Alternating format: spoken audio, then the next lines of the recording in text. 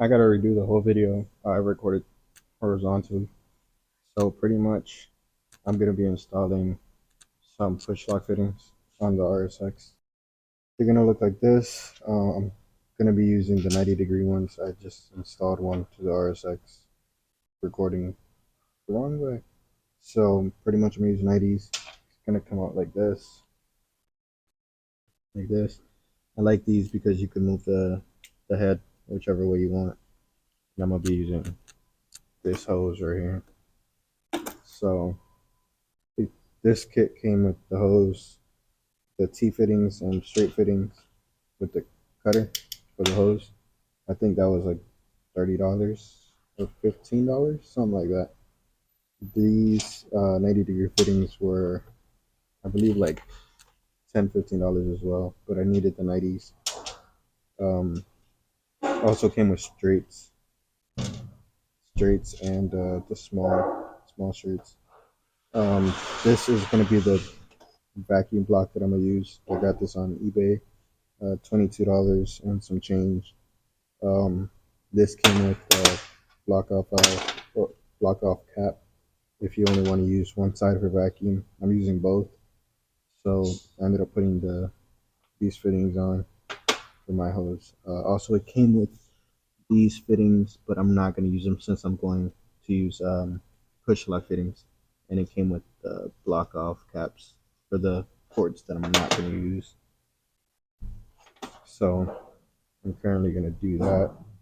I took off the fitting that was on the blow off valve already that where's it at? Had this style hose onto it. It's very flimsy and it just doesn't look good in my opinion. Also, I want to kind of tuck most of the hoses because it kind of looks too much like a mess. Also, the brake booster, I'm gonna run that hose into the wheel well where I'm gonna have the vacuum block to make it like kind of a little cleaner. Also, I'm gonna be running this as my main port, well, my main vacuum source, and then I'm gonna block this part off. Um, Let me just go ahead and remove some of these hoses and kind of mark up my block off my vacuum block. That way you can see what I'm talking about. So under the driver's side wheel well, this is where I ended up putting the vacuum block. I drilled the hole a little bit more to put self tappers in there because on the other side is just frame. I just ended up using self tappers. That's how I'm planning on running it. I have the charge harness right here that runs to my fuse box, so that's not going to get in the way at all. I'll just put the hoses around it. So like I said, they have a swivel head anyway, so it doesn't really matter. I'm going to run this vacuum line to my brake booster. So I'm going to put the hose here, run it up, um, grab a nut and kind of like bolt it on here, and then there's one in the back somewhere here. I think it's just right here. And then straight to the brake booster up there. So this is how I got it set up. I got it running from here. I got like a zip tie clip type of thing right there, holding it in. It goes around the strut. It's zip tied up there, and then it goes up to over the master, around and back. So you kind of don't see it. There you go.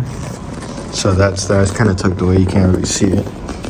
And then it's secure back here with the zip ties and just runs along right here. I also ran this front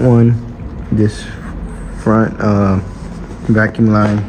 I ran it under. I don't have a crash bar, so I ran around and back here to the main source of the vacuum.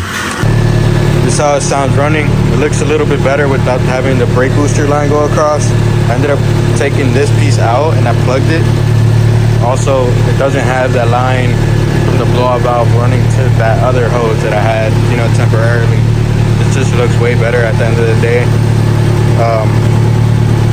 Yeah, it just can't even see the hose from the brake booster, honestly, since it's so tucked in there. but I'm gonna drive the car, see if it rubs, but I hope it doesn't. It shouldn't, because there is a good amount of space left over. But yeah, that's all it is to it.